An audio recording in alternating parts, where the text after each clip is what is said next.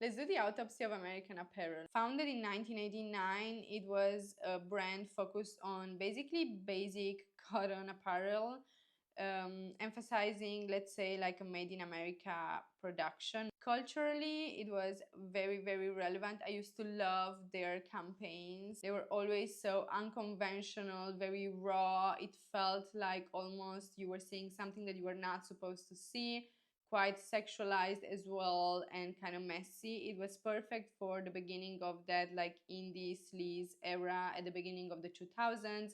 It reminds me a little bit of Corey Kennedy. It was so popular because it was fitting literally everyone. The design was extremely minimalist and basic, but also they had an extremely large and original also range of colors. It was known also for the high quality cotton they were using. I personally think also the styling was really upbeat at the time, and it was really trend setting. This was also, you know, a pre-social media era, and because of their controversial campaigns, they were literally always talked about, and they appealed to the youth culture at the time. A very interesting strategy that they had from the beginning was to train the employees, not only the ones working in the office, but also the shop assistants in the store, who had obviously direct connection and contact with the customers. They were trained to be brand ambassadors. They would only wear American Apparel, they would only talk about it in a very positive connotation, and they would always try to promote the brand even outside of working hours in their personal lives. This is how a basic tee seller turned into a fashion brand that's perceived as young, hot, and real. I mean, it's not that far from what we've seen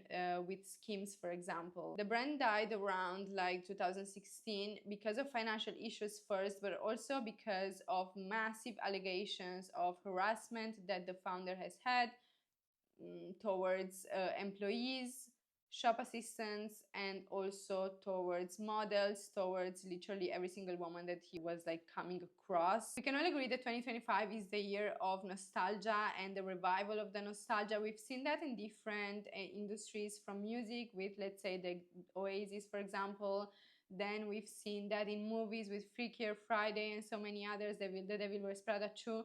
And I wonder if in fashion now, after also the relaunch of Topshop, there's gonna ever be a space for American Apparel to have a relaunch, maybe without its founder possibly, and hopefully without its founder. There's a very interesting documentary out there where you guys can see a little bit more into detail what I mean by harassment and abuse that was going down.